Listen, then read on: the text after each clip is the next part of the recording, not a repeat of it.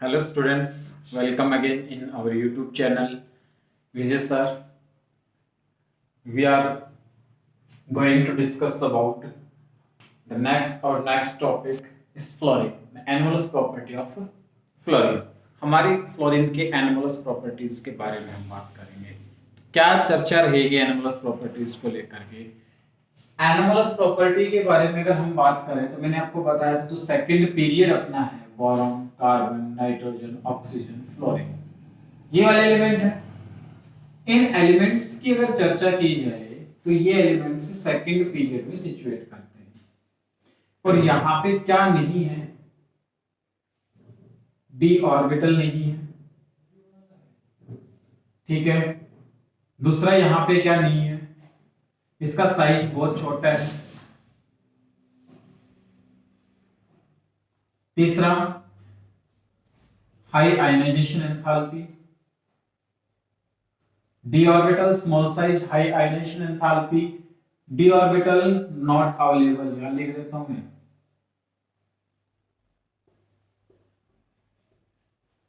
Small size है, high ionization enthalpy है, और फोर्थ होगा हाई इलेक्ट्रोनेगेटिविटी। इन चार कारणों की वजह से ये सभी elements in situated into second period are shown as anomalous property. anomalous property show करते हैं, यानी कि बाकी अपने मेंबर्स से डिफरेंट प्रॉपर्टीज को शो करेंगे। समझते हैं कैसे? अब बात हमें क्या करनी है, फ्लोरीन के बारे में हमें डिस्कशन करना है, तो हम फ्लोरीन को ही लेके चलेंगे।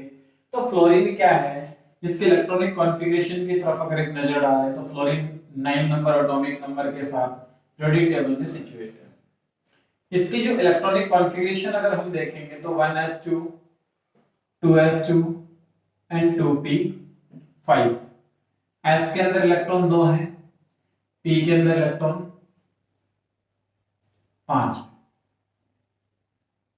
ठीक है, ध्यान रहे सबसे ज्यादा इलेक्ट्रोनेगेटिविटी रखने वाला एलिमेंट है पीरियोडिक टेबल में, सबसे छोटे साइज का एलिमेंट है पीरियोडिक टेबल में। इन दो बातों का विशेष ध्यान रखेंगे जिनकी वजह से इनकी प्रॉपर्टी, फ्लोरीन की प्रॉपर्टी बहुत ज्यादा डिफरेंट हो जाती है। ठीक है, तो देखिए क्या क्या प्रॉपर्टीज डिफरेंट हो जाती हैं फ्लोरीन की। पहला मैं लिखता हूं low bond dissociation enthalpy.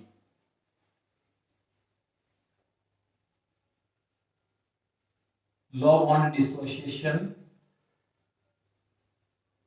Enthalpy, bond dissociation enthalpy बहुत ज्यादा लो हो जाती है। रीजन, फ्लोरीन का साइज बहुत छोटा है, inter electronic repulsion take place करेंगे। मैंने जैसे प्रीवियस वीडियोस में हमारे डिस्कशन की थी, तो यहाँ क्या हो जाएगा, रिपल्शन हो जाएगा, जिसकी वजह से ये इजीली ब्रेक हो जाता है और एटम्स में अपने टूट जाता है। बहुत जल्दी से टूटने की वजह से और बहुत छोटे साइज के होने की वजह से इसकी जो रिएक्टिविटी होगी, fluorine is the most reactive halogen. Fluorine एक बहुत ज्यादा रिएक्टिव हैलोजन। ठीक है, हैलोजन मतलब अपने हैलोजन्स के कंपाउंड में, हैलोजन सीरीज में फ्लोरीन, क्रोमिन, ब्रोमीन और आयोडीन में सबसे ज्यादा रिएक्टिविटी रखने वाला ये एलिमेंट होगा। फ्लोरीन की जो ऑक्सीडेशन स्टेट है, the oxidation state of fluorine is -1 and only in HOF। ये क्वेश्चन बनता है भाई, मैं इसको अलग से कलर में हाईलाइट करता हूं। HOF हाइपोफ्लोरस एसिड एकमात्र ऐसा कंपाउंड है जिसमें फ्लोरीन की ऑक्सीडेशन स्टेट +1 आती है। क्वेश्चन भी पूछा जाता है what is the oxidation state of fluorine in hypofluorous acid? और आंसर इज +1। +1 होगा इसके अंदर। ठीक है, तो ये डिस्कशन हम करेंगे इसके बारे में। बाकी जो एलिमेंट्स हैं वो +1 से लेकर के +7 तक की ऑक्सीडेशन स्टेट शो करते हैं due to availability of d orbital, and d orbital available होने की वजह से ये क्या कर लेते हैं, अपने ऑक्टेट को एक्सपेंड करने की क्षमता रखते हैं। जैसे मैंने आपसे बताया कि फ्लोरीन है तो फ्लोरीन के पास क्या है, ओनली 1 अनपेयर्ड इलेक्ट्रॉन है, और एक अनपेयर्ड इलेक्ट्रॉन है मींस क्या है, मैंने आपको पहले बताया था कि अपनी ग्राउंड स्टेट इलेक्ट्रॉनिक कॉन्फ़िगरेशन में कोई भी element ± number of unpaired electron oxidation show करते हैं। Plus minus number of unpaired electrons का मतलब अपनी ग्राउंड स्टेट इलेक्ट्रॉनिक कॉन्फ़िगरेशन में जितने अनपेड इलेक्ट्रॉन है वो प्लस या माइनस शो करेगा। ठीक है, क्योंकि फ्लोरीन सबसे ज्यादा इलेक्ट्रोनेगेटिव एटम, इससे ज्यादा कोई इलेक्ट्रोनेगेटिविटी रखता ही नहीं है, तो ये हमेशा माइनस शो करेगा। कितने अनपेड इलेक्ट्रॉन है? 1 है, तो -1 हो गया। समझ में आ गई बात? कोई डाउट हो कमेंट बॉक्स में डालें, मेरे नंबर पे मैसेज करें या फिर मुझे इंस्टाग्राम पे बताएं, कहीं भी बताएं, आप बता सकते हैं, आपके प्रॉब्लम का सॉल्यूशन होगा। लेकिन एक्सेप्शनली HOF में इसकी जो ऑक्सीडेशन स्टेट है वो +1 रहती है। एकमात्र ऐसा कंपाउंड है जिसमें ये ऐसा शो करता है। ठीक है, हाँ, तो हमने अभी बात की कि HOF में क्या मिलते हैं +1 ऑक्सीडेशन के साथ, ये आपको देखने को मिलेगा। ठीक है, अगला जो कॉन्सेप्ट है, द मोस्ट इंपोर्टेंट टॉपिक, कि जो HF है, हाइड्रोजन फ्लोराइड,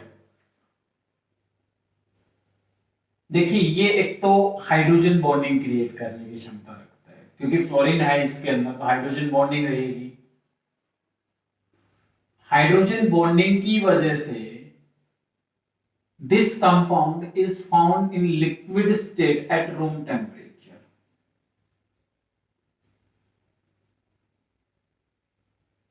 ठीक है, क्वेश्चन बनता है यहां से, HF is liquid while HCl is gas, या फिर कह सकते हैं कि HCl वोलेटाइल लिक्विड की फॉर्म में पाया जाएगा रूम टेम्परेचर पे, जबकि HCl जो है वो लिक्विड फॉर्म में पाया जाता है। HF जो है वो लिक्विड फॉर्म में पाया जाएगा। रीजन इसका क्या रहेगा कि जो HF है उसके अंदर हाइड्रोजन बॉन्डिंग रहेगी और जिगजैग हाइड्रोजन बॉन्डिंग मॉलिक्यूल्स में वो रहता है, जिसकी वजह से क्या करेगा, फोर्स ऑफ अट्रैक्शन हाई रखेगा मॉलिक्यूल्स के बीच में, और higher molecular force of attraction की वजह से ये क्या हो जाता है, लिक्विड हो जाता है एज कंपेयर टू HCl। अब देखिए यहां एक और इंपॉर्टेंट प्रॉपर्टी आती है कि जो HF है एक वीक एसिड की कैटेगरी में रखा जाता है। ये वीक एसिड है as compare to HCl, HCl से ज्यादा वीक एसिड है ये। होता है क्या है, एक तो बॉन्ड स्मॉल है, छोटा बॉन्ड है, टूटना मुश्किल है। दूसरा, जो HF के बीच में हाइड्रोजन बॉन्डिंग हुई है उसकी वजह से ये जो मॉलिक्यूल्स हैं ये एसोसिएट हो जाते हैं। वापस से क्या हो जाएगा, अगर ये फ्लोरीन ये वाला हाइड्रोजन छोड़ के जाता भी है तो दूसरा मॉलिक्यूल जो है उसको फ्लोरीन छोड़ने नहीं देता इसको, जिसकी वजह से क्या होगा, वीक एसिड का काम करेगा। ठीक है, हाइयर इलेक्ट्रोनेगेटिविटी होने की वजह से ये अपने एल्कली मेटल्स के साथ साल्ट भी फॉर्मेशन करता है। जैसे पोटेशियम की रिएक्शन अगर आप HF के साथ करवाते हो तो क्या फॉर्मेशन कर लेगा, KHF2 फॉर्मेशन कर लेगा, अपने एल्कली के साल्ट फॉर्मेशन कर लेगा। ठीक है, एल्कलीज के साल्ट फॉर्मेशन करने की वजह से इसके एक यूनिक प्रॉपर्टी हो जाती है, जबकि बाकी एलिमेंट्स इसके HCl या फिर HBr या HI ऐसा नहीं करते। अब बात करें नेचर ऑफ कंपाउंड की, जनरली वैसे तो सभी हैलोजेंस का जो कंपाउंड है उनका जो नेचर होगा वो क्या होगा, पोलर नेचर है, और यहाँ HF जो है हाईली पोलर नेचर का होता है। पोलर मैंने आपको रिसेंट वीडियो में डिस्कस किया था, वहां पे बताया था कि पोलर और नॉन पोलर क्या होते हैं। एक बार फिर से मैं रिपीट कर देता हूं कि जैसे अगर मैंने बोला कि एक मॉलिक्यूल है जिसमें इलेक्ट्रोनेगेटिविटी डिफरेंस है, उस इलेक्ट्रोनेगेटिविटी डिफरेंस की वजह से क्या क्रिएट होता है, चार्ज सेपरेशन आ जाता है, और इस चार्ज सेपरेशन को ही क्या कहा जाता है, पोलैरिटी कहा जाता है। ठीक है, अगर चार्ज सेपरेशन नहीं होगा तो नॉन पोलर मॉलिक्यूल होगा। HF में हाईली इलेक्ट्रोनेगेटिव है, बहुत ज्यादा इलेक्ट्रोनेगेटिविटी है, जिसकी वजह से क्या होता है, हाईली पोलर मॉलिक्यूल हो जाता है। उसके बाद बात करते हैं ऑक्सीडाइजिंग पावर की, तो HF जो है या फिर फ्लोरीन जो है हाईली ऑक्सीडाइजिंग पावर रखता है, बिकॉज ये रिड्यूस हो सकता है, गेन ऑफ इलेक्ट्रॉन, इलेक्ट्रोनेगेटिविटी बहुत ज्यादा हाई है, बार बार रिपीट कर की जा रही है, किया जा रहा है इस बात को कि इलेक्ट्रोनेगेटिविटी हाई है, इलेक्ट्रोनेगेटिविटी हाई है, तो इसका मतलब फ्लोरीन क्या करेगा, इलेक्ट्रॉन को गेन करने की टेंडेंसी रखता है, तो फ्लोरीन नेगेटिव में चला जाएगा। और आपको पता है कि जब फ्लोरीन इलेक्ट्रॉन गेन करेगा तो कहीं ना कहीं से इलेक्ट्रॉन निकलवाएगा भी, तो सामने वाले ने अगर मान लो इलेक्ट्रॉन को छोड़ा है तो जो लॉस ऑफ इलेक्ट्रॉन क्या कहते हैं, दैट इज कॉल्ड ऑक्सीडेशन। और ये वाला जो इलेक्ट्रॉन निकला ये क्या करेगा, फ्लोरीन ले लेगा और फ्लोरीन नेगेटिव में चला गया, तो इसने ऑक्सीडेशन करवाया, फ्लोरीन ने करवाया है ये ऑक्सीडेशन, इसलिए फ्लोरीन क्या हो गया, ऑक्सीडाइजिंग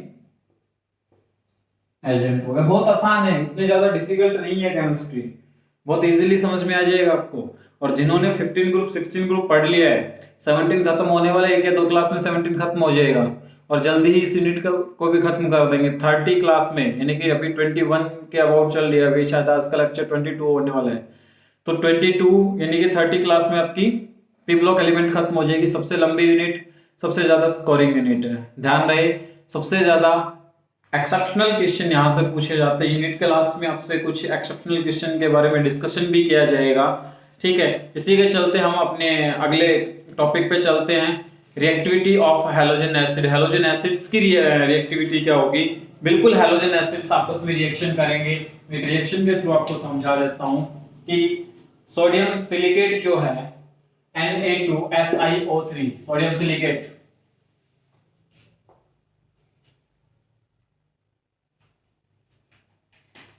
Na2SiO3 जब रिएक्शन करेगा हैलोजन एसिड मींस HF के साथ, देन ये क्या फॉर्मेशन करेगा, NaSiF6 प्लस H2O, ठीक है। तो यहां से ये कंपाउंड फॉर्मेशन होता है जो सोडियम सिलिकेट है, वो that is why HF is used for etching of glass. Glass की इचिंग के लिए यूज किया जाएगा, मेकिंग थर्मोमीटर्स, ब्यूरेट्स, थर्मोमीटर्स और ब्यूरेट्स बनाने में यूज किया जाता है, क्योंकि ये ग्लास का ही फॉर्मूला है, इसके साथ मिक्स करके बना दिया। ग्लास का को क्या कर सकता है, ये हाईली हीट रेजिस्ट कर देता है। उसके बाद कहता है कि अदर हैलोजन एसिड्स जो हैं, दूसरे हैलोजन एसिड है लाइक HCl, HBr, ये ऐसी रिएक्शन नहीं देते, वो रिएक्शन नहीं करते। और देखिए ये इसके साथ रिएक्शन करता है, मैंने बोला ग्लास का फॉर्मूला है, HF रिएक्ट करता है, इसलिए जो HF है, हैलोजन एसिड है, HF हाइड्रोजन फ्लोराइड, उसको हम ग्लास की बोतल में नहीं रखेंगे because it convert into this one, और ग्लास की बोतल को भी क्या कर लेगा, अपने अंदर डिसोल्व कर लेता है, पिघला देता है, इसलिए ग्लास की बोतल में भी इसको नहीं रखा जाता, इसको एक नॉन रिएक्टिव मेटल के साथ रखा जाता है, ठीक है। उसके बाद अपना अगला टॉपिक है क्लोरीन, वाइट टॉपिक है, थोड़ा लंबा टॉपिक हो जाएगा, तो हम इसके बारे में अगली वीडियो में डिस्कस करेंगे। ध्यान रहे क्लोरीन के बारे में डिस्कस करना इंपॉर्टेंट है, डीकॉन प्रोसेस से हम इसको बनाएंगे। मैं थोड़ा बहुत इंट्रोडक्शन से आज बता देता हूँ कि क्या होने वाला है अगली वीडियो में, अगली क्लास में। क्लोरीन 1774 में एक साइंटिस्ट ने डिस्कवर किया था, क्या नाम था, सीले नाम के साइंटिस्ट ने डिस्कवर किए थे 1774 में। कब हुआ था, जब HCl और MnO2 की रिएक्शन करवाई थी। तो जो HCl और MnO2 यहाँ पे रिएक्शन करवाई थी, HCl हाइड्रोक्लोरिक एसिड और MnO2 मैंगनीज ऑक्साइड, जब ये दोनों आपस में रिएक्शन करेंगे तो यहां से क्या देगा, manganese dichloride MnCl2 plus H2O, MnCl2 plus H2O plus एक नेसेंट ऑक्सीजन यहां से आपको मिलेगा। जो नेसेंट ऑक्सीजन आपको दिया जा रहा है वो क्या करता है, उसकी रिएक्शन फिर से HCl के साथ, ये जो HCl था इसके दो मॉलिक्यूल रिएक्ट करेंगे, किसके साथ, ऑक्सीजन के साथ, and convert into H2O plus Cl2। तो 1774 में रिएक्शन की गई थी और यहां से किसको प्रिपेयर कर दिया गया था, अगर आप जोड़ोगे तो क्या हो जाएगा, 3HCl plus MnO2 get converted into MnCl2 plus 2H2O plus Cl2, that is a complete reaction by addition of both reaction, ठीक है। यहाँ पे एक ऑक्सीडाइजिंग एजेंट का काम करता है MnO2 और ऑक्सीडेशन की वजह से यहाँ पे आपको क्लोरीन मिल जाता है। तो सबसे फर्स्ट में जब डिस्कवरी हुई थी तो इस रिएक्शन के थ्रू हुई थी, बाकी डेकॉन प्रोसेस से लेबोरेटरी में भी बनाएंगे और बाकी दूसरे मेथड से भी देखेंगे। वाइड टॉपिक है, ठीक है, तो इंतजार करना पड़ेगा आपको। एंड अपनी नेक्स्ट वीडियो के लिए जुड़े रहिए आपके अपने चैनल विजय सर के साथ।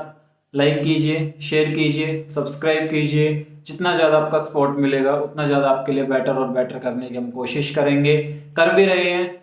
स्टार्टिंग से लेकर के अब तक आपको काफ़ी चीज़ें में चेंजमेंट देखने को मिला होगा, ठीक है। और साथ ही साथ उम्मीद करते हैं कि आपको हर चीज हमारी समझाई हुई समझ में आ रही होगी। अगर फिर भी किसी बच्चे को कोई प्रॉब्लम है तो मैं अपनी हर वीडियो में ये बात बोलता हूँ, आप फिर से एक बार रिपीट कर रहा हूँ कि आप कमेंट बॉक्स में डालें, जिस पार्ट को देखते हैं उसी पार्ट में डालें। अगर कोई बच्चे ऐसे हैं कि जैसे मैंने आज वीडियो डाली है तो वो पीछे की वीडियो पे चल रहे, तो नो प्रॉब्लम, आप वहां पे डालें, कमेंट बॉक्स में डालें, ताकि मुझे पता चले कि किस स्टूडेंट को कितना समझ में आ रहा है, और हम अपनी नेक्स्ट वीडियोस में उसके लिए और बेटर करने की कोशिश करें।